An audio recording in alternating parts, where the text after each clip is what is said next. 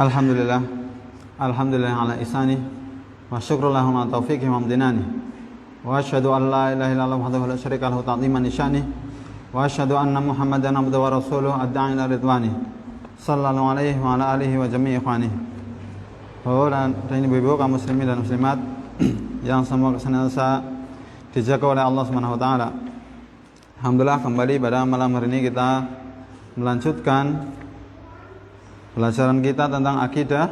Kita masih membahas sebuah kitab yang ditulis oleh Syekh Abdurrahman bin Muhammad Musa Al-Nasr, Aqidatuka ayyuhal muslim. Hai muslim, inilah akidahmu. Maka kembali kita mengingat sabda Nabi SAW tentang keutamaan menuntut ilmu agama, di mana beliau SAW pernah bersabda, man yuridillahu bi khairan yufaqihu fid din. Siapa yang dikehendaki kebaikan oleh Allah SWT, maka Allah akan jadikan ia paham terhadap permasalahan agamanya. Maka kita bersyukur kepada Allah ketika kita diberikan taufik, diberikan kesempatan, diberikan kemampuan untuk menuntut ilmu agama.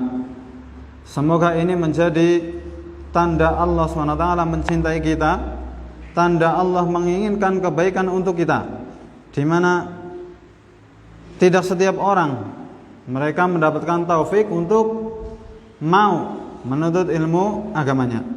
Betapa banyak kaum muslimin yang mereka tidak memahami agamanya, tetapi tidak tergerak hatinya untuk duduk di majelis ilmu untuk menuntut ilmu agama. Maka pada malam hari ini Allah SWT menakdirkan kita, Allah memilih kita untuk duduk di salah satu rumah di antara rumah-rumahnya.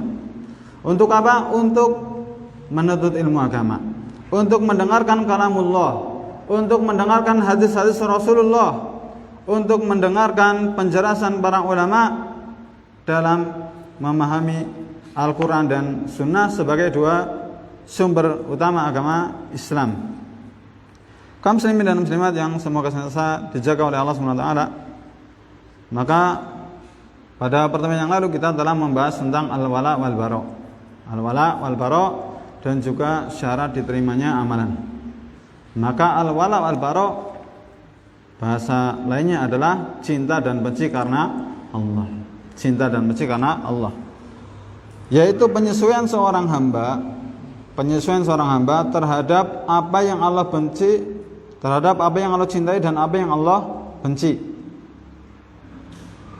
Dan cakupan cinta dan benci karena Allah itu meliputi 4 poin yang telah kita sebutkan pada pertemuan yang lalu, yaitu berkait dengan keyakinan, ucapan, perbuatan, dan orang.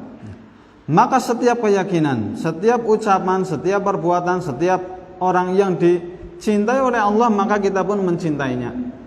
Dan setiap keyakinan, ucapan, perbuatan, dan orang yang dibenci oleh Allah, kita pun harus membencinya. Maka dalam hal ini seorang muslim harus memiliki rasa loyalitas, cinta kepada kaum muslimin, dan juga memiliki rasa barok, berlepas diri, benci kepada orang-orang di luar Islam. Sehingga dengan keyakinan ini tentunya kita tidak akan ikut merayakan perayaan orang-orang di luar Islam, termasuk juga untuk mengucapkan selamat atas hari raya mereka. Hal ini tentunya dimaklumi, diketahui oleh orang-orang yang telah mempelajari akidah al-wala wal bara. Kaum muslimin rahimani wa rahimakumullah. Maka pada malam hari ini kita lanjutkan pelajaran kita, pembahasan kita, yaitu tentang syarat diterimanya amal. Pada pertemuan yang lalu telah kita sebutkan, agar seorang muslim amalannya diterima itu ada berapa Bapak Ibu? Masih ingat? Ya, kita harus tahu, sebagai seorang muslim harus tahu. Jadi ada amalan yang diterima, ada juga amalan yang tidak diterima. Jangan sampai kita merasa amalan kita itu pasti diterima. Ya, jangan sampai, karena kita nggak tahu. Maka inilah yang ditakutkan oleh para ulama dan orang-orang soleh terdahulu hingga saat ini, di mana mereka adalah orang-orang yang takut kepada Allah. Ini dia Abdul Aziz bin Abi Rawat rahimahullah, beliau pernah mengatakan, adraktuhum yajtahiduna fil amali shalih. Aku mendapati mereka para salafus saleh, yaitu orang-orang saleh terdahulu, mereka sangat bersungguh-sungguh untuk beramal saleh. Sangat bersungguh-sungguh untuk beramal saleh. Wa idza fa'aluhu waqa 'alaihimul ham. Dan apabila mereka telah mengerjakan amal soleh itu, mereka merasa takut, muncul rasa takut dalam diri mereka, muncul rasa bimbang. Kenapa mereka bimbang? Ayyuqbalu minhum amla, yaitu karena mereka itu takut apakah amalan mereka itu diterima ataukah tidak. Nah, inilah potret para ulama salaf terdahulu. Mereka itu sangat bersungguh-sungguh beramal soleh. Berbeda mungkin dengan kebanyakan kita di zaman ini, ya barangkali kita kaum muslimin yang hidup di zaman sekarang lebih bersungguh-sungguh terhadap urusan dunianya daripada terhadap urusan akhiratnya. Bahkan apabila dibandingkan amalan kita dengan amalan mereka, orang-orang saleh terdahulu itu sangat jauh. Oleh karenanya di antara ulama mereka mengatakan, inna a'malakum qalilatun fa akhlisu hadzal qalil. Sesungguhnya amalan kalian itu cuma sedikit, maka ikhlaskanlah yang sedikit ini. Diikhlaskan. Karena ikhlas itu adalah syarat diterimanya amal. Salah satu syarat diterimanya amal nanti akan kita pelajari lebih lanjut. Jadi amalan kita itu cuma sedikit. Kita kalau mau metani gitu ya, mau meneliti amalan kita itu apa saja sih dari bangun tidur sampai tidur lagi, ya, kira-kira itu amalan kita berapa ya. Kalau kita hitung-hitung ya cuma sedikit dibandingkan dengan para ulama dan orang saleh terdahulu, sangat sedikit. Oleh karenanya lah diikhlaskan ya. Diikhlaskan ya, sudah sedikit nggak ikhlas ya, rugi. Nah, dan orang-orang terdahulu mereka sangat bersungguh-sungguh untuk beramal. Di samping itu mereka juga takut kalau amalan mereka itu tidak diterima. Dan ini adalah ciri khas orang yang takut kepada Allah, takut kalau amalannya tidak diterima. Barangkali di antara kita sudah amalannya sedikit, sudah merasa amalannya seolah-olah pasti diterima. Nah, ini adalah ketertipuan dari seorang hamba. Hendaknya seorang hamba itu takut kalau amalannya itu tidak diterima. Siapa yang menjamin amalan kita itu sudah diterima? Oleh karenanya lah Fudhalah bin Ubaid rahimahullah, beliau pernah mengatakan, lan akuna a'lamu anna Allah qad taqabbala minni mithqala habatin min khardalin ahabbu ilayya minad dunya wa ma fiha. Seandainya aku tahu dengan pasti bahwasanya Allah itu telah menerima dariku satu amalan saja, kebaikan sebesar biji sawi. Ya, artinya meskipun ada satu amalan sangat kecil sekali dan aku tahu itu diterima oleh Allah, tentulah hal itu lebih aku sukai daripada dunia dan seisinya. Jadi beliau tahu ada satu saja amalannya, satu saja. Meskipun amalnya sedikit sekali, ya, itu diterima sama Allah, dia lebih senang daripada mendapatkan dunia dan seisinya. Padahal dunia dan seisinya itu menyenangkan apa enggak sama manusia? Menyenangkan. Ada apa saja? Ya dunia, ya ada harta yang banyak, ada kedudukan, ada yang lainnya. Ya. Tetapi satu amalan yang diterima oleh Allah, yang beliau kerjakan itu lebih beliau cintai daripada dunia dan seisinya, ya, dunia dan seisinya.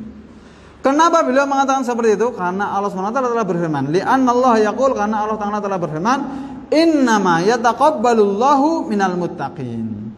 Sesungguhnya Allah itu hanya menerima amalan dari orang-orang yang bertakwa.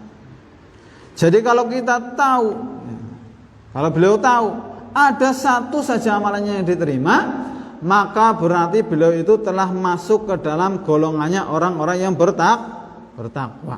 Nah, kira-kira orang bertakwa itu masuk surga Pak? Masuk neraka? Masuk surga. Berarti kalau ada satu saja amalan kita yang diterima sama Allah, maka kita termasuk orang yang bertakwa. Nah, inilah yang diharapkan oleh orang-orang yang beriman, oleh orang-orang yang takut kepada Allah. Mereka khawatir kalau amalannya tidak diterima. Ya, ini ucapan Abdullah bin Ubaid sama Abdul Aziz bin Abi Rawat tadi disampaikan oleh Imam Ibnu Rajab Al-Hambali dalam kitab beliau Lataiful Ma'arif. Baik. Kaum muslimin wal muslimat yang saya cintakan Allah, maka seorang muslim harus tahu apa saja sih syarat agar amalan kita itu diterima. Apa saja syarat agar amalan kita itu diterima. Jangan sampai kita beramal hanya asal-asalan saja, hanya asal ikut-ikutan, hanya asal melaksanakan kewajiban. Nah, ini nanti akan merugi. Ya, bagaimana amalannya akan diterima kalau amalan itu hanya asal-asalan? Sedangkan amalan itu disyariatkan oleh Allah. Amalan itu ada aturannya. Kalau kita nggak tahu aturannya, bagaimana akan amalan tersebut akan benar? Bagaimana amalan tersebut akan diridhoi oleh Allah Subhanahu wa taala? Maka inilah yang akan kita bahas pada malam hari ini, yaitu syarat diterimanya amal dan juga nanti penghalang-penghalang yang harus diwaspadai agar amalan kita diterima oleh Allah Subhanahu wa taala. Ya. Tentunya meskipun kita tidak tahu apakah amalan kita itu diterima sama Allah atau tidak, yang jelas kita berusaha untuk memenuhi syaratnya. Kita berusaha untuk memenuhi syaratnya. Makanya jangan sampai kita merasa amalan kita itu pasti diterima. Jangan sampai merasa kita itu sudah menjadi orang yang bertakwa. Karena kita nggak tahu amalan kita itu diterima ataukah tidak. Meskipun amalan kita itu banyak. Meskipun amalan kita itu banyak.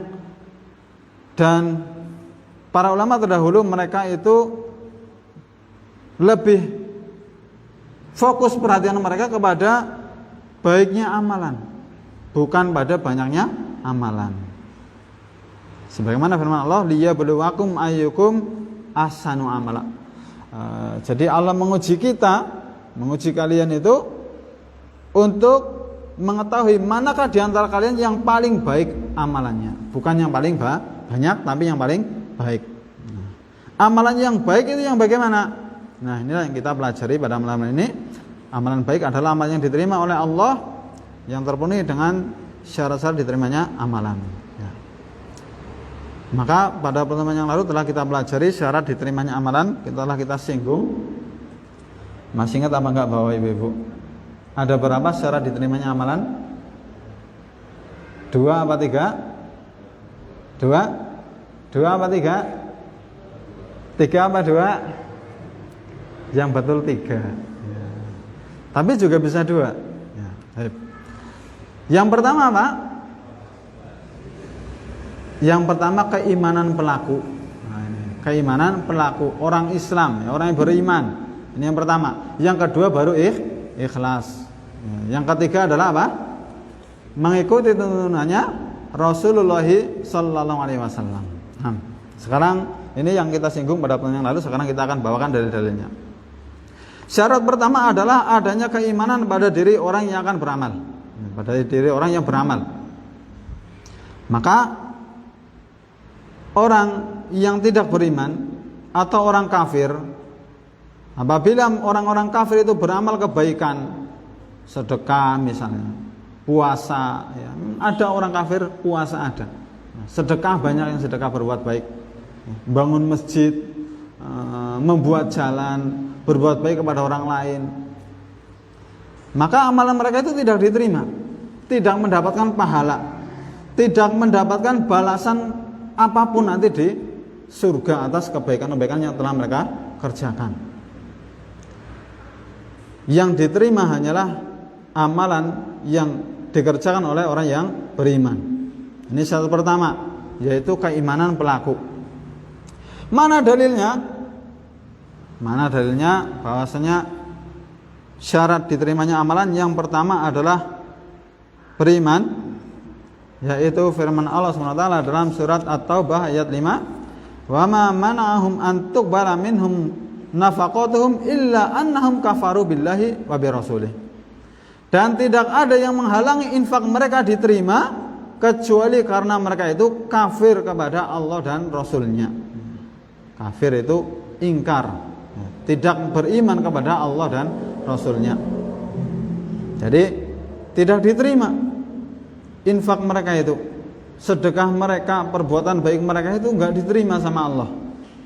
Terhalang oleh apa? Oleh kekafiran mereka. Dalam ayat yang lain, dalam surat Al-Furqan ayat 23, Allah berfirman, wa qadimna ila ma 'amilu min amalin faja'alnahu haba'an mansuran. Dan kami akan perlihatkan segala amal yang mereka kerjakan, lalu akan kami jadikan amal itu bagaikan debu yang beterbangan. Bagaikan apa? Debu yang beterbangan. Kira-kira kalau jenengan mengumpulkan debu sudah banyak, sudah menggunung,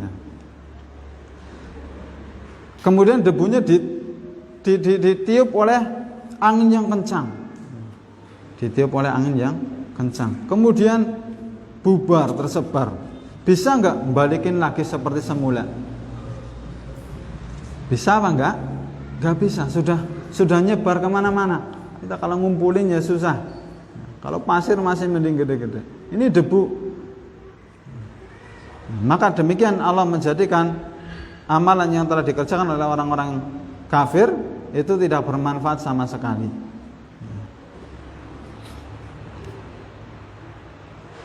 Firman Allah SWT dalam surat yang lain, dalam surat Ibrahim ayat 18, matsalul ladzina kafaru bi rabbihim a'maluhum karamadin istaddat birrihu fi yawmin 'asif la yaqdiruna mimma kasabu 'ala syai' dzalika huwad dhalalul ba'id.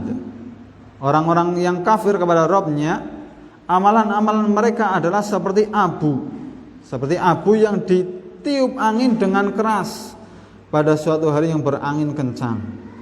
Jadi amalannya orang-orang kafir seperti abu. Abu sama debu lebih mana mudah terbangnya? Lebih mudah abu ya. Jangan kalau bakar sampahnya itu ada daun pisangnya.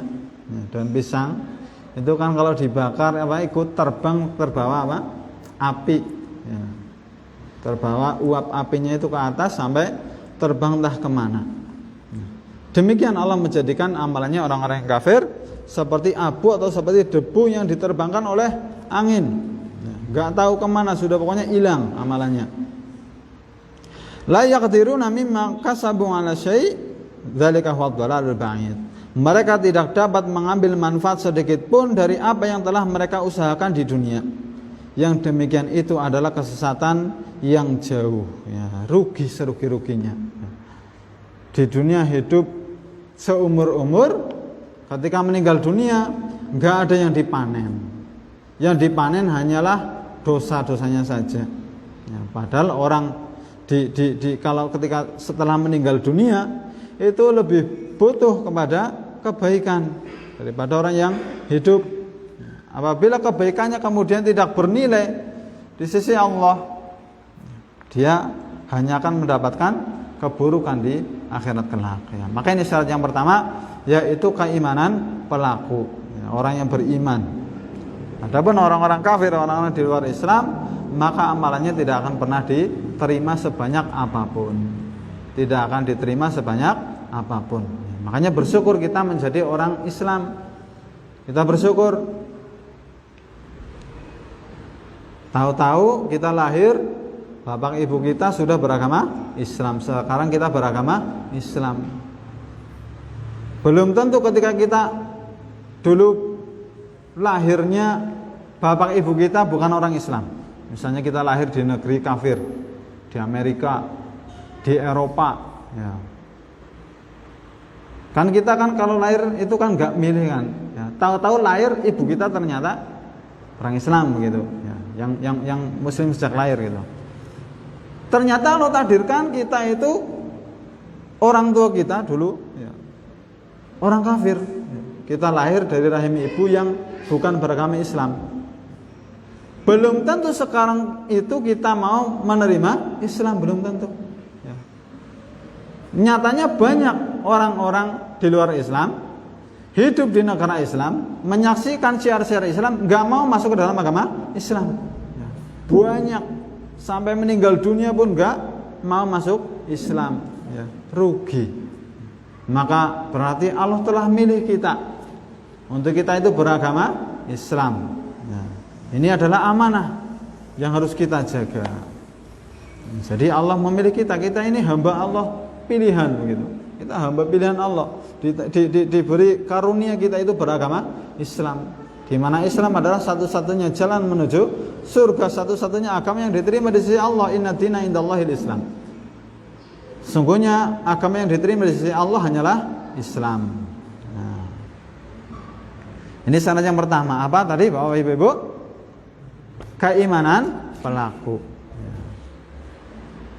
Maka agar amalan kita diterima, amalan seorang diterima itu dia harus beriman. Yang kedua adalah apa? Ikhlas. Ikhlas itu apa Bapak Ibu? Ikhlas itu apa ya?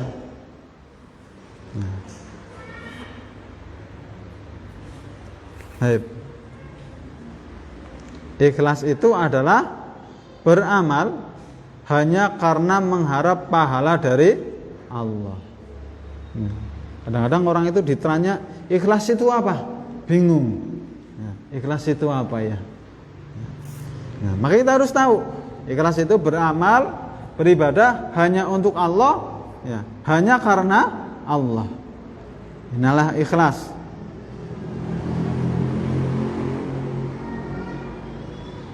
Di mana keikhlasan ini adalah jawaban dari pertanyaan untuk siapa? Untuk siapa? Jadi kita beramal itu untuk siapa? Untuk Allah atau untuk jin atau untuk setan atau untuk manusia, untuk mendapat pujian manusia, untuk mendapatkan pengakuan dari orang-orang, ya. Untuk siapa? Maka yang benar amalannya adalah yang amalannya murni hanya untuk siapa? Allah SWT saja. Ya, siapa yang meniatkan ibadahnya kepada selain Allah atau untuk mengharapkan pahala dari selain Allah, berarti dia belum ikhlas. Maka orang yang belum ikhlas, orang yang niatnya bukan karena Allah, itu enggak diterima sama Allah, tidak diterima. Dan perkara ikhlas ini juga adalah termasuk perkara yang berat. Perkara yang berat, karena setan tidak akan berhenti menggoda kita untuk apa? Untuk berbuat tidak ikhlas. Bagaimana agar amalan kita itu enggak ikhlas? Setan selalu berusaha untuk menggoda kita. Ya, makanya kita minta sama Allah keikhlasan. Minta. Ya, jangan merasa pede kita sudah pasti ikhlas. Ya, tapi kita harus minta sama Allah, minta pertolongan biar dimudahkan untuk ikhlas. Maka inilah syarat yang kedua, yaitu ikhlas. Siapa yang tidak ikhlas maka tidak diterima amalannya. Allah Ta'ala telah berfirman dalam surat Al-Isra ayat 23, wa qadha rabbuka alla ta'budu illa iyyah. Dan Rabbmu memerintahkan agar kalian itu jangan beribadah kecuali hanya kepadanya saja. Jangan beribadah kecuali hanya kepada Allah.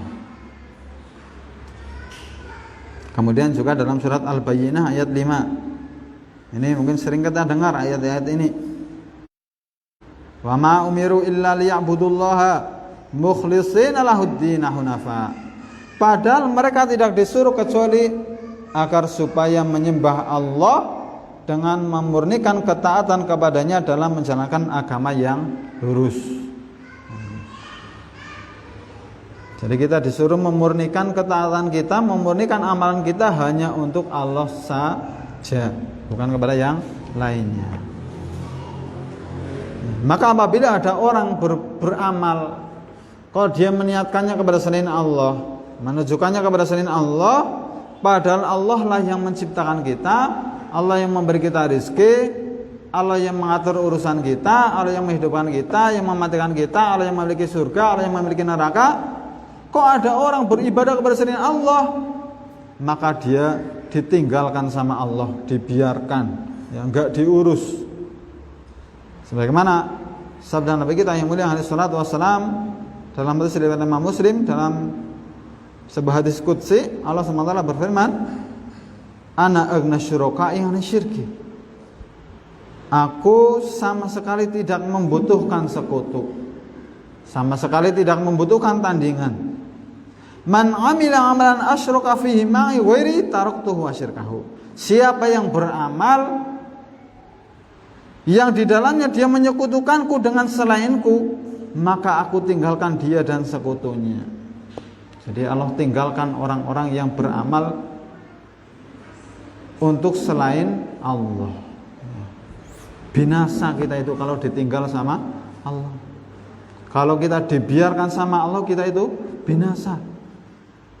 Karena semua kemampuan, semua kelebihan, semua kekuatan itu yang kita miliki hanyalah karena pertolongan dari Allah.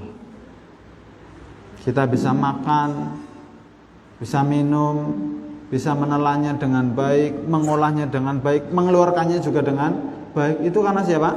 Allah. Kita bisa melihat, bisa berjalan, bisa bergerak, tangan kita, mulut kita bisa berbicara. Itu juga semua karena Allah. Kalau Allah nggak ngasih, kita nggak punya apa-apa, nggak bisa apa-apa. Kita punya wajah yang sehat, nggak cacat, punya kepintaran, punya kedudukan, punya kelebihan, itu semua adalah karunia Allah. Kalau Allah nggak ngasih, ya kita nggak punya kita.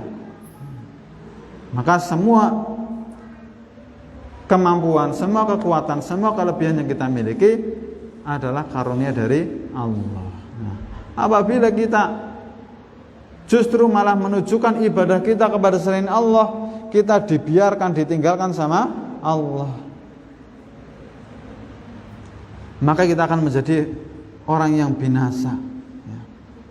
Dibiarkan, tidak diurus sama Allah.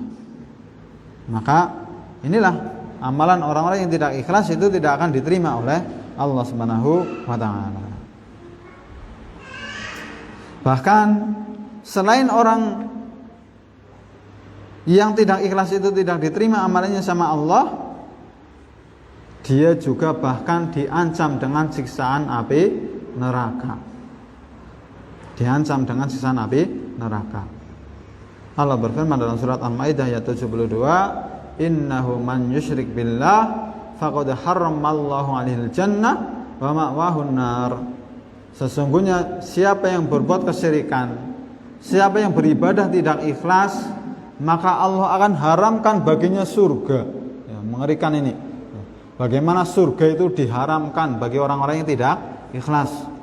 Ya, jangan sampai kita enggak ikhlas, meskipun cuma sekali. Jangan sampai. Ya, makanya kita berusaha dan kita berdoa, minta sama Allah biar ikhlas, minta sama Allah biar ibadah kita itu bisa dikerjakan dengan baik. Jadi orang yang tidak ikhlas itu Allah haramkan baginya surga, dan tempat kembalinya adalah neraka. Ya, karena orang yang tidak ikhlas, dia telah berbuat kesyirikan, entah syirik besar ataupun syirik kecil, sama-sama diancam dengan siksaan api neraka. Ya, hanya saja bedanya kalau syirik besar itu menjadikan orang itu kekal di dalam neraka, sedangkan syirik kecil itu tidak sampai, sebagaimana pernah kita pelajari. Jadi syarat yang kedua adalah kita harus ikhlas. Maka yang pertama tadi beriman, yang kedua ikhlas, sekarang yang ketiga. Apa yang ketiga, Bapak Ibu? Mengikuti tuntunannya Rasulullah. Mengikuti tuntunannya Rasulullah SAW. Jadi amalan itu ada tuntunannya dari Nabi. Jadi kita itu kan hidup di dunia ini diciptakan oleh Allah. Kita itu ada di dunia ini yang sebelumnya nggak ada. Dulu kan kita nggak ada. Sekarang umur kita berapa? 30, 40, 50. 100 tahun yang lalu kita kemana? Kan nggak ada. Lah kok kemudian tiba-tiba ada? Ya karena ada yang menciptakan. Siapa yang menciptakan kita? Allah. Kenapa Allah menciptakan kita? Kenapa Bapak Ibu? Agar kita itu beribadah kepada siapa? Kepada Allah. Jadi Allah menciptakan kita itu biar kita itu beribadah, ya, biar kita itu beribadah kepada Allah. Ketika Allah menciptakan kita, tujuannya adalah agar kita itu beribadah kepadanya. Nah sekarang pertanyaannya, bagaimana kita itu beribadah kepada Allah? Bagaimana kita beribadah kepada Allah? Tentunya nggak mungkin kita itu ngarang-ngarang ibadah sendiri, nggak mungkin. Nggak mungkin, pasti salah. Oleh karena itulah Allah mengutus Rasulullah, mengutus para nabi dan rasul untuk menjelaskan begini loh, kalian itu harus beribadah kepada Allah. Jadi para nabi dan rasul itu menjelaskan tata cara beribadah kepada Allah sehingga ibadah kita itu benar, sesuai dengan kehendak Allah, bukan sesuai dengan kehendak kita, tetapi sesuai dengan kehendak Allah. Jadi ibadah itu ada aturannya. Nah, untuk itulah Allah SWT mengutus Nabi kita yang mulia alaihi salatu wasallam, Nabi Muhammad sallallahu alaihi wasallam. Ya. Jadi Allah mengutus Nabi itu untuk menjelaskan begini loh, ya, kita itu harus beribadah kepada Allah sehingga ibadah kita itu sesuai dengan yang dikehendaki oleh Allah. Maka Nabi kita yang mulia alaihi salatu wasallam, beliau telah menyampaikan Islam ini dengan sempurna. Sudah 100%. Gak kurang, gak lebih. Sampai Allah berfirman, al-yawma akmaltu lakum dinakum. Pada hari ini telah aku sempurnakan untuk kalian agama kalian. Jadi Islam ini sudah sempurna. Nabi SAW sudah menjelaskan agama Islam ini dengan sempurna. Maka tinggal kita ikuti saja. Tinggal kita ikuti Nabi SAW bagaimana beliau mengajari kita beribadah kepada Allah, tinggal kita ikuti. Jangan kita bikin ibadah sendiri. Jangan kita itu bikin ibadah hanya karena mengikuti perasaan. Oh ini kan baik, ini kan bagus. Bukan begitu. Tetapi kita dalam beribadah itu harus mengikuti tuntunannya Rasulullah SAW. Dan inilah syarat yang ketiga agar amalan ibadah kita itu diterima, yaitu kita mengikuti tuntunannya Rasulullah SAW sehingga ibadah kita itu sesuai dengan yang dikehendaki oleh Allah yang telah menciptakan kita. Dan Nabi kita yang mulia SAW telah bersabda dalam sebuah riwayat Imam Bukhari dan Muslim, man ahdasa fi amrina hadza ma laysa minhu fahuwa raddun. Siapa yang mengada-ada suatu perkara dalam agama kami ini, siapa yang mengadakan sebuah ibadah dalam agama kami ini yang tidak ada contoh darinya, fahuwa raddun, maka amalan itu tertolak. Ditolak. Sama siapa yang nolak? Allah. Jadi kalau amalan itu nggak ada tuntunannya dari Nabi SAW, tidak ada contohnya dari beliau, sebagaimana tadi beliau katakan, itu tertolak. Man ahdasa fi amrina hadza, siapa yang mengada-ada di zaman Nabi nggak ada, kemudian sekarang jadi ada. Nah, berarti ini mengada-adakan. Mengada-adakan. Malaysa minhu, yang tidak ada tuntunan darinya, tidak ada tuntunan dari agama Islam ini, fahuwa raddun, maka amalan tersebut tertolak. Ya. Ini hadisnya sahih riwayat Imam Bukhari dan Muslim. Jadi siapa yang mengada-ada, membuat perkara baru dalam agama, maka amalan tersebut tidak diterima oleh Allah, tertolak. Sekarang ada orang mengatakan, saya nggak mengada-ada kok, saya nggak membuat perkara baru, saya cuma ikut-ikutan saja. Ada orang beribadah, katanya beribadah, saya cuma ikut-ikutan saja. Ya nggak tahu ada tuntunannya apa enggak, pokoknya saya ikutan. Atau dia tahu ini nggak ada tuntunannya dari Nabi, cuman ikutan, ya, ikutan seorang tokoh tertentu misalnya. Maka sama saja, karena dalam riwayat Imam Muslim Nabi SAW bersabda, "Man amila amalan laysa 'alaihi amruna fa huwa raddun." Siapa yang beramal tanpa ada tuntunannya dari kami, maka amalan tersebut tertolak. Ini hadisnya sahih. Kita kalau ketemu hadis sahih, mendengar hadis sahih itu harus apa? Kalau berupa perintah harus dikerjakan, ketika perintah itu wajib. Kalau berupa larangan itu ditinggalkan. Kalau berupa kabar itu dipercayai, dibenarkan. Ini sikap seorang muslim yang mencintai Allah dan Rasulnya. Jadi kalau seorang muslim mendengar ada sebuah hadis sahih, benar-benar berasal dari Nabi, kalau berupa perintah dilaksanakan, kalau larangan ditinggalkan, kalau kabar maka dibenarkan, dipercaya. Nah ini Nabi SAW mengatakan, siapa yang mengerjakan amalan ibadah tidak ada tuntunannya dari kami, maka amalan tersebut tertolak. Ya, artinya amalan itu bukan ibadah, meskipun dianggap sebagai ibadah. Lebih jelas lagi Nabi SAW mengatakan dalam hadis riwayat Imam Abu Dawud dan Imam Ahmad, Imam Ibnu Majah, dan disahih oleh Syekh Al-Albani rahimahullah taala dalam Sahihul Jami' Shaghir, Nabi mengatakan, "Fa'alaikum bisunnati." Wajib bagi kalian berpegang teguh dengan ajaranku, dengan sunnahku, dengan ajaranku. Wa sunnatil khulafa'il mahdiyyin ar-rasyidin, dan sunnahnya dan ajarannya al-khulafa'ur rasyidin. Khulafa ar-rasyidin ini adalah khalifah, ya, penggantinya Nabi setelah beliau wafat, ya, Rasyidin yang mendapatkan petunjuk. Para ulama mengatakan khulafa Rasyidin adalah Abu Bakar, Umar, Utsman, Ali. Abu Bakar, Umar, Utsman, Ali, di mana mereka adalah tokoh utamanya para sahabat Nabi. Wajib bagi kalian berpegang teguh terhadap ajaranku dan ajarannya atau Khulafaur Rasyidin yang mendapatkan petunjuk. Tamassaku biha wa 'addu 'alaiha binawajid. Peganglah ia erat-erat dan gigitlah ia dengan gigi geraham. Disuruh dipegang benar-benar dan digigit dengan gigi geraham, gigi yang paling dalam. Ya. Karena kalau kita gigit pakai gigi geraham itu gigitannya lebih kuat. Ya. Iya apa enggak?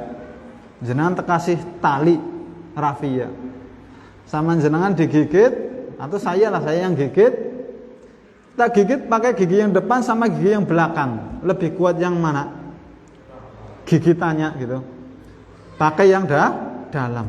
Nah ini jadi kata Nabi, kita disuruh untuk menggigit kuat-kuat, menggenggam kuat-kuat, ya. Demikian memang penyampaian Nabi begitu, ya, bahasa penyampaiannya, ya, biar kita semakin paham begitu, ya. Jadi benar-benar kencengnya seperti apa sih, ya, seperti kita itu gigit sesuatu dengan gigi geraham. Wa iyyakum wa muhdatsatil umur, dan jauhilah oleh kalian perkara-perkara yang diadakan dalam agama. Fa inna kulla muhdatsatin bid'atun, karena setiap yang diadakan dalam perkara agama itu adalah bid'ah. Wa kulla bid'atin dhalalatun, dan setiap bid'ah itu adalah sesat. Jadi setiap perkara yang tidak ada tuntunannya dari Rasulullah SAW dalam masalah agama, dalam masalah apa? Agama, itu adalah kesesatan. Insyaallah akan kita bahas tentang ini lebih lanjut pada pertemuan yang akan datang. Akan kita bahas tentang perkara yang diadakan dalam agama. Karena banyak juga orang yang salah paham. Banyak juga orang yang salah paham ketika memahami ucapan Nabi ini, ya. Banyak salah memahami lafaz bid'ah di sini. Maka Nabi SAW di sini mengatakan bid'ah itu adalah perkara yang diadakan dalam urusan agama. Sebagian orang memasukkan urusan dunia ke dalam perkara bid'ah ini, sehingga mereka menjadi salah paham, ya, dan keliru dalam menghukumi sebuah hukum. Baik. Sehingga semua dengan sabda Nabi SAW ini, insya Allah akan kita bahas lebih lanjut pada yang akan datang. setiap amalan yang dianggap sebagai amalan yang berpahala, ketika tidak ada tuntunannya dari Rasulullah SAW, maka amalan tersebut itu tertolak. Ya. Yang perlu digarisbawahi adalah amalan. Ya, kadang-kadang orang itu mengatakan ini nggak boleh, ini bid'ah, ini nggak boleh. Ya, karena masalah ini sensitif ya. Cuman kita sampaikan, ya. Sebagaimana para ulama mereka menyampaikan, syarat diterimanya amal, penghalang diterimanya amal, setiap bid'ah adalah kesesatan, perkara yang tidak ada tuntunannya dari Rasulullah SAW adalah kesesatan. Itu semata-mata para ulama menyampaikannya bukan untuk nantang gelut gitu ya. Wah kamu ini sesat, ya, bid'ah gitu, enggak begitu. Ya. Maksudnya adalah agar umat Islam ini beramal dengan benar sehingga amalnya diterima oleh Allah. Ya, bukan untuk biar ribut rame gitu. Ya, ya sudah sendiri-sendirilah. Ya. Kamu agamanya begitu ya sudah, saya agamanya begini ya sudah. Gitu. Bukan begitu. Ya, cuman kita itu kan sebagai seorang muslim saling mengingatkan. Ya, justru para ulama ketika menjelaskan setiap bid'ah adalah kesesatan, dijelaskan dengan secara rinci. Itu maksudnya agar kaum muslimin itu kembali. Ya, ayo loh kita pada kembali mengikuti tuntunannya Rasulullah SAW. Sudah cukup. Mereka Rasulullah dan para sahabatnya adalah orang-orang yang dijamin masuk surga. Kita kalau ingin masuk surga, ya ikuti mereka. Jadi agama Islam ini gampang, tinggal ngikut saja. Ngikut siapa? Rasulullah SAW dan para sahabat beliau. Bukan ngikut kelompok tertentu, ngikut tokoh tertentu, ya bukan. Yang kemudian kelompok ini, tokoh ini dijadikan sebagai patokan. Pokoknya kalau ngikut ini benar, selainnya salah. Bukan begitu. Justru yang jadi patokan adalah Rasulullah SAW dan para sahabat beliau. Mereka adalah orang-orang yang benar. Nah, kalau tidak sesuai dengan Rasulullah dan para sahabatnya, berarti tidak benar. Jadi yang jadi patokan adalah Rasulullah SAW dan para sahabatnya. Ada nggak di sini yang berani mengatakan Rasulullah sama sahabatnya adalah orang-orang yang sesat? Ada apa enggak? Mungkin cuma orang Syiah saja yang berani, ya, yang mengatakan sahabat Nabi itu adalah orang-orang yang sesat, orang-orang bahkan mereka keluar dari Islam. Ini keyakinan mereka, kelompok Syiah. Adapun kaum muslimin, ya, semua meyakini, bersepakat bahwasanya Rasulullah SAW dan para sahabat beliau berada di atas kebenaran, berada di atas jalan yang lurus. Ya, kecuali yang memang ya, sudah menyimpang pemahamannya. Maka kita tinggal ikuti saja. Apa yang mereka amalkan kita amalkan. Yang tidak mereka amalkan tidak usah kita amalkan, kan gampang. Kamu beramal begini kenapa sih? Ya karena ada tuntunannya. Ini yang diajarkan oleh Nabi SAW dan para sahabat beliau. Lah kok kamu nggak ikut-ikutan yang begitu? Lah yang begitu itu nggak ada tuntunannya dari Nabi. Saya sudah ngikut Nabi sajalah. Ya, ngikut Nabi. Ya, Nabi sudah jelas pasti masuk surga. Kalau itu belum tentu masuk, belum jelas, belum tentu masuk surga. Ya.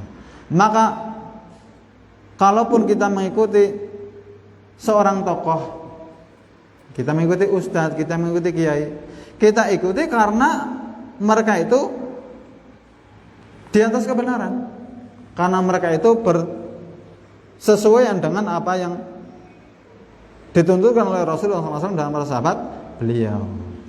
Nah ini kaidah yang harus kita pahami, bahwasanya kita beribadah harus mengikuti tuntunannya Rasulullah SAW, dan inilah amalan yang diterima.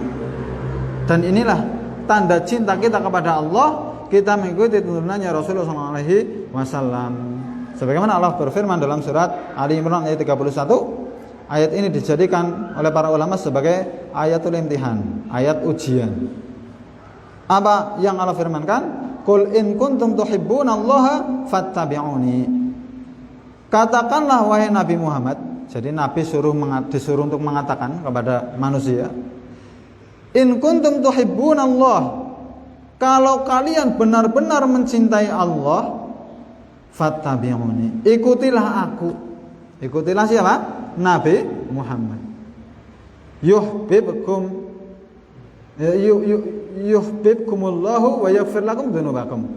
Niscaya ketika kalian itu mengikuti Rasulullah, ya, Allah akan mengasihi dan mengampuni dosa-dosa kalian. Wallahu ghafurur rahim, dan Allah Maha Pengampun lagi Maha Penyayang. Maka dari sini kita mengetahui setiap amalan yang tidak ada tuntunannya dari Rasulullah SAW, maka amalan tersebut tidak diterima. Bahkan bukan hanya tidak diterima, bukan hanya amalan itu tidak diterima, bahkan amalan itu bisa mendatangkan dosa. Karena mengada-ada, seolah-olah sok tahu begitu. Nabi nggak pernah ngajarin, tiba-tiba ada orang datang melakukan sebuah amalan, seolah-olah itu adalah bagian dari agama Islam. Insyaallah akan kita bahas lebih lanjut pada yang akan datang terkait mengikuti tuntunan Rasulullah SAW. Inilah dalil-dalil yang kita sebutkan terkait 3 syarat diterimanya amalan. Yang pertama apa? Kita ulang lagi. Syarat diterimanya amalan, keimanan pelaku. Yang kedua, ikhlas. Betul. Ikhlas itu apa? Beramal hanya karena Allah. Yang ketiga apa? Ittiba, mengikuti tuntunannya Rasulullah SAW. Jadi gampang kita beramal, tinggal ngikut ya, dan berusaha untuk ikhlas, ngikut Nabi dan para sahabat beliau. Kemudian sekarang kita lanjutkan pembahasannya. Tidak disebut oleh beliau penulis penghalang diterimanya amal. Maka ada hal-hal yang bisa menyebabkan amalan kita itu tidak diterima sama Allah. Ada banyak, diantaranya kebalikannya yang tadi. Kalau yang pertama beriman, berarti yang pertama penghalang diterimanya amalan adalah kekafiran. Orang yang tidak beriman tidak diterima amalannya sama Allah. Yang kedua berarti tidak ikhlas. Orang kalau nggak ikhlas nggak diterima. Sebanyak apapun amalannya, kalau nggak ikhlas nggak diterima. Ya, meskipun berinfak emas sebesar gunung, orang sekecamatan kebagian semuanya, ya. Orang senegara kebagian semuanya, emas sebesar gunung. Kalau nggak ikhlas ya nggak diterima sama Allah. Sebaliknya kalau ada orang berinfak meskipun kurma sepetil begitu, sebutir kurma sebutir diinfakkan. Kira-kira ada nggak orang berinfak kurma sebutir ya pelit teman begitu ya? Ya, kalau ada misalnya, kalau ada orang berinfak kurma sebutir, dia ikhlas, maka diterima sama Allah. Insya Allah diterima oleh Allah karena memenuhi syarat diterimanya amalnya. Insya Allah diterima. Ya. Jadi yang jadi syarat adalah keikhlasan. Maka orang yang tidak ikhlas itu tidak diterima. Yang ketiga adalah mengikuti tuntunannya Nabi ya, dalam syarat diterimanya amal. Maka penghalang diterimanya amal yang ketiga adalah tidak mengikuti tuntunannya Nabi ya, atau mengikuti perkara-perkara yang diadakan sepeninggal Nabi Sallallahu Alaihi Wasallam. Ya, ini 3 penghalang diterimanya amal. Ya. Namun selain ketiga hal ini ada juga hal-hal yang menyebabkan amalan kita itu tidak diterima sama Allah. Kita sebutkan di sini, yaitu banyak dari dosa-dosa besar. Di antaranya adalah ini disebutkan dalam satu hadis, anak yang durhaka. Anak yang durhaka. Kemudian orang yang mengungkit-ungkit kebaikannya disertai menyakiti hati orang yang diberi kebaikan. Mengungkit-ungkit kebaikan ini menyebabkan amalnya tidak diterima. Yang ketiga, mendustakan takdir. Nabi SAW bersabda dalam hadis yang diriwayatkan oleh Imam At-Tabrani dan Ibnu Abi Asim dan dinilai hasan oleh Syekh Al-Albani rahimahullah dalam silsilah shahihah, salasatun la yaqbalullahu minhum sarfan wala adlan, aqun wa mannanun wa mukadzibun bil qadar. Ada 3 golongan manusia yang tidak diterima amalan mereka, yang wajib maupun yang sunnah. Ini mengerikan ini. Yang wajib nggak diterima, yang sunnah juga nggak diterima. Siapa mereka ini? Orang yang rugi ini. Akun, anak yang durhaka. Wamannanun, orang yang mengungkit-ungkit kebaikan. Wa mukadzibun bil qadar, dan orang yang mendustakan takdir. Durhaka sama orang lain ini dosa yang sangat besar.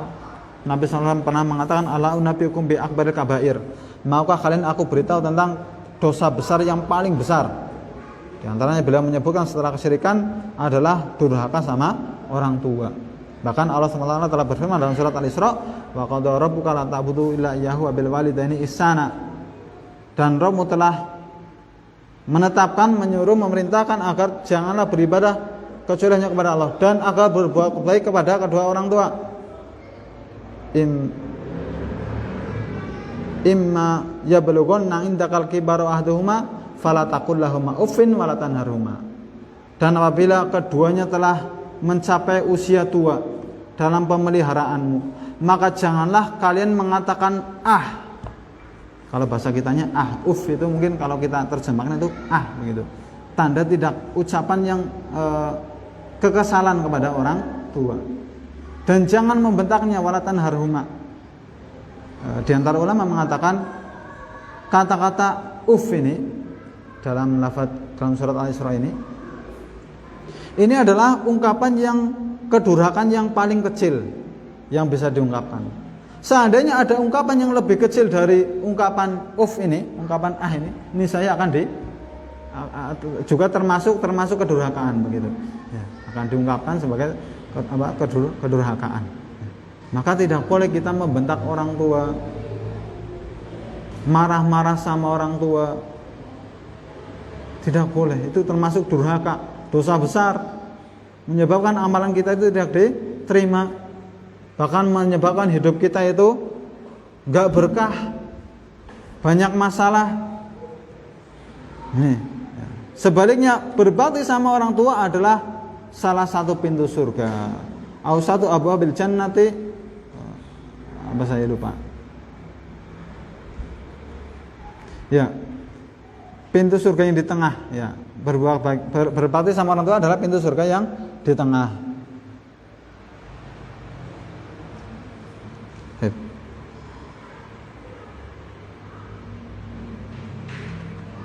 Ya, jadi orang yang durhaka, anak yang durhaka itu menyebabkan amalannya tidak diterima. Wa mannanun, dan juga yang kedua adalah orang yang mengungkit-ungkit kebaikan. Dijelaskan oleh Syekh Muhammad bin Shalih Al-Utsaimin, baik langsung maupun tidak langsung. Langsung ngomong sama orangnya, kamu kan sudah tak kasih ini,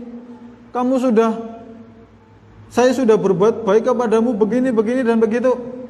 Langsung sama orangnya. Atau tidak langsung, si fulan itu loh nggak tahu terima kasih belas. Saya sudah berbuat baik sama dia begini, sudah ngasih dia ini itu, dia kok begitu sama saya.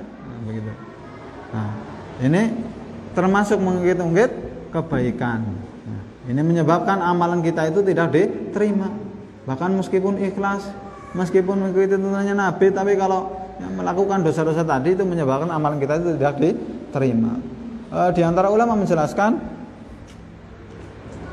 dibolehkan mengungkit kebaikan itu bagi orang tua kepada anaknya dan bagi guru kepada muridnya.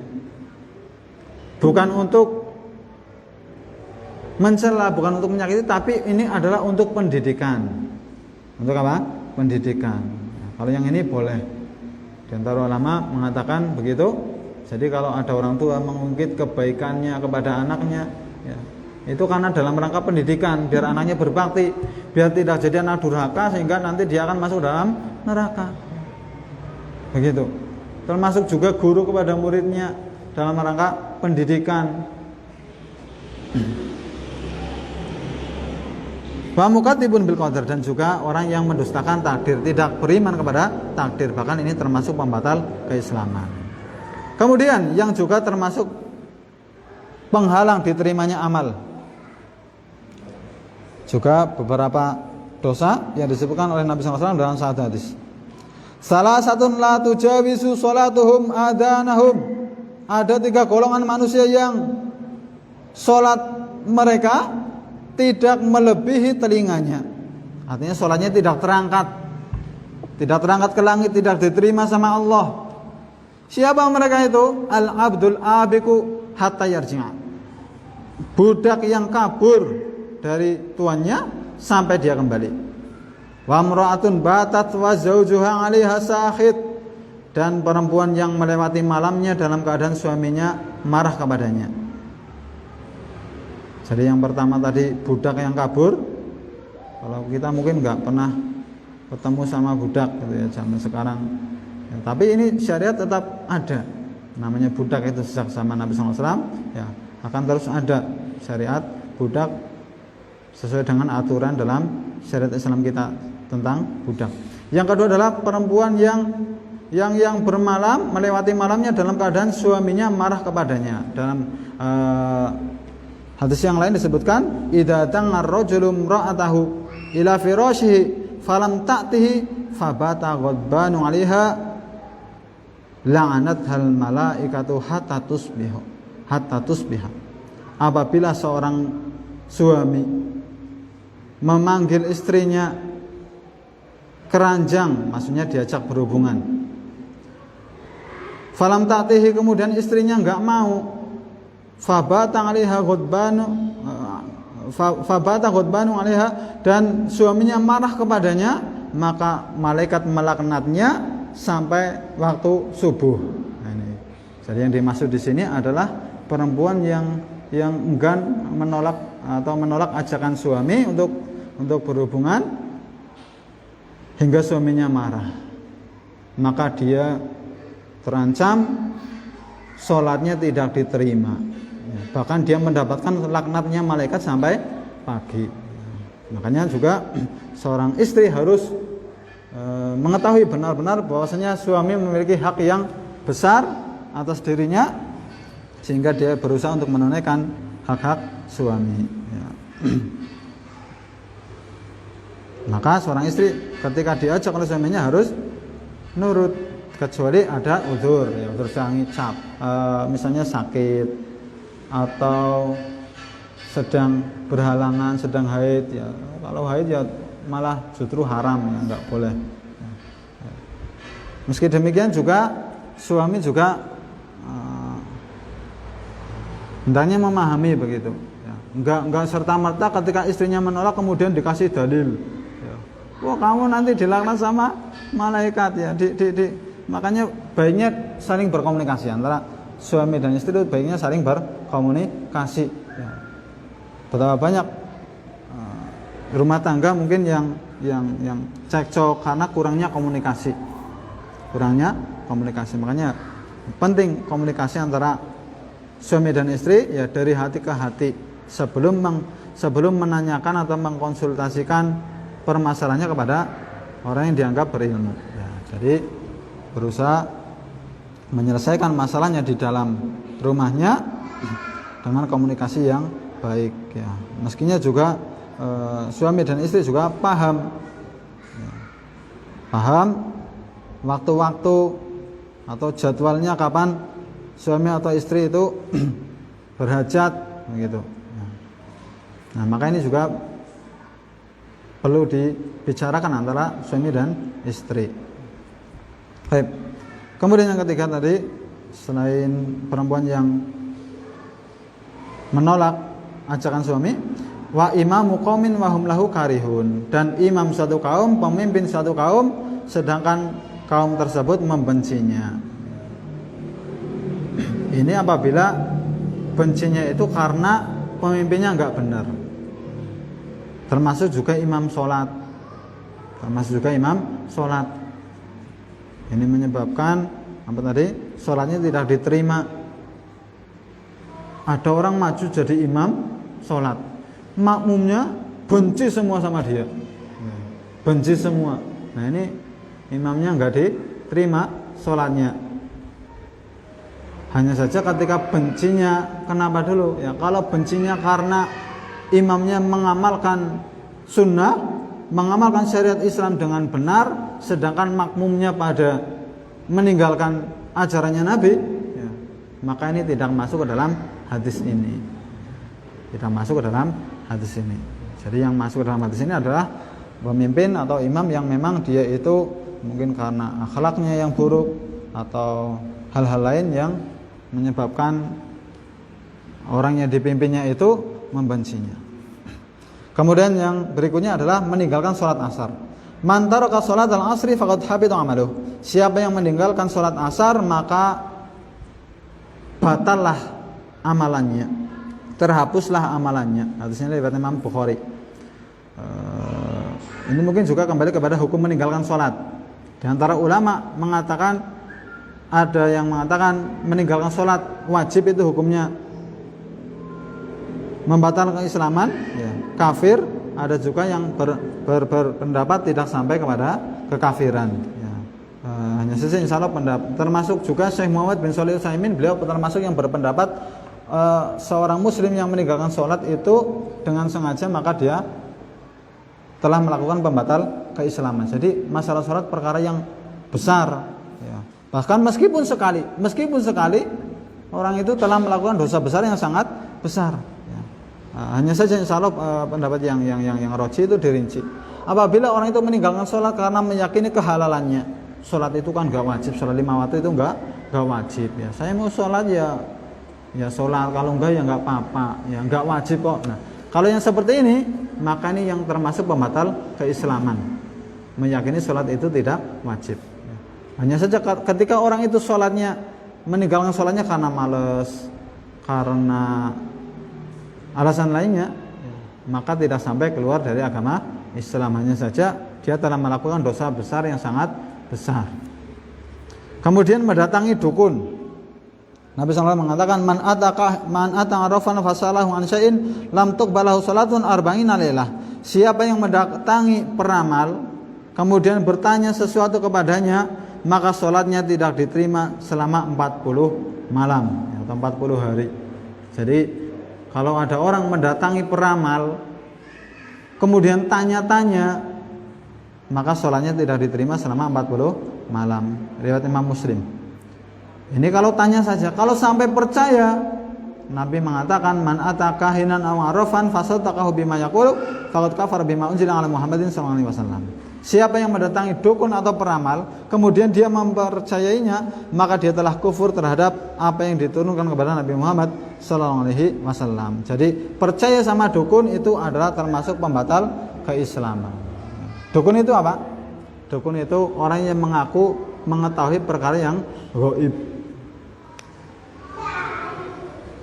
Kalau ada orang mengaku-ngaku mengetahui perkara yang gaib, maka itu disebut dengan dukun. Meskipun namanya macam-macam sebutannya di tengah masyarakat. Ada orang pintar, ada paranormal, ada peramal, ada apa lagi? Ya, ada dukun, ada orang tua, ya, mbah kiai atau yang semisalnya. Pokoknya kalau dia mengaku mengetahui perkara yang gaib, maka dia disebut dengan dukun. Kita kalau tanya sama dia, sholatnya nggak diterima selama 40 hari, kalau sampai percaya sama dia dengan ucapannya yang mengaku mengetahui perkara yang gaib, berarti kita telah melakukan pembatal keislaman. Alhamdulillah min dzalik. Hadisnya dari Imam Ahmad dan dinilai hasan oleh Syekh Syuaib Al-Arnaud. Ya, demikian yang bisa kita pelajari terkait syarat diterimanya amal dan penghalangnya. Maka kesimpulan yaitu secara umum sebagaimana firman Allah SWT dalam surat Al-Kahfi ayat 110, Allah berfirman, "Faman kana yarju liqa ala rabbih falyamal amalan sholihan wa la yusyrik bi ibadati rabbih ahadan." Barang siapa mengharap perjumpaan dengan Tuhannya, maka hendaklah dia mengerjakan amal yang soleh dan janganlah dia mempersekutukan seorang pun dalam beribadah kepada Tuhannya. Imam Ibnu Katsir mengatakan tentang ayat ini, hendaklah dia mengerjakan amal yang soleh, maksudnya yaitu yang sesuai dengan syariat, sesuai dengan tuntunannya Rasulullah. Dan janganlah dia mempersekutukan seorang pun dalam beribadah kepada Rabb-nya, yaitu ibadahnya hanya mengharap wajah Allah, hanya mengharap pahala dari Allah tanpa mempersekutukannya. Inilah dua rukun amalan yang diterima dari seorang muslim. Inilah dua rukun amalan yang diterima, ya, tentunya dari seorang muslim, yaitu harus ikhlas hanya untuk Allah dan benar-benar menurut tuntunan Rasulullah SAW. Ya, demikian maka hendaknya kita itu jangan sampai tertipu dengan banyaknya amalan yang telah dikerjakan, tapi hendaknya kita itu sibuk untuk melihat, untuk mengoreksi, ya, sudahkah amalan kita itu baik ataukah belum, sudahkah ikhlas ataukah belum, sudahkah sesuai dengan tuntunannya Rasulullah SAW ataukah belum. Ini yang harus kita sering-sering koreksi ibadah kita, ya. Mungkin kita ketika beramal merasa sudah ikhlas, ternyata ketika dikoreksi ternyata masih menginginkan pengakuan dari manusia. Nah, ini masuklah celah-celah riya ini yang harus kita waspadai. Ya. Jadi kita beramal itu dihadapkan dengan dua pertanyaan. Ketika kita sebagai seorang muslim, ketika kita beramal dihadapkan dengan dua pertanyaan. Pertama, untuk siapa? Yang kedua, bagaimana? Maka untuk lolos dari dua pertanyaan ini, yaitu untuk siapa, yang pertama untuk siapa? Jawabannya adalah hanya untuk Allah. Siapa yang meningkatkan amalannya untuk selain Allah, maka dia tidak diterima. Yang kedua, bagaimana? Maka jawabannya yaitu dengan mengikuti tuntunannya Rasulullah. Ya. Ketika orang itu beramal tanpa mengikuti tuntunannya Rasulullah, maka berarti ini termasuk amalnya yang tidak diterima. Ya. Meski demikian kita berdoa kepada Allah agar semoga Allah menjadikan amalan kita itu diterima. Ya. Dan inilah yang sering kita doakan biasanya kalau orang meninggal dunia, semoga Allah mengampuninya dan menerima amalannya. Karena memang nggak ada yang tahu amalan seorang itu diterima ataukah tidak. Cuman kita berusaha bagaimana agar amalan kita itu sesuai dengan syarat diterimanya amalannya. Demikian yang bisa saya sampaikan. Insyaallah kita lanjut pada pertemuan datang. Insyaallah akan kita bahas tentang perkara yang tidak diadakan dalam agama Islam yang harus kita waspadai.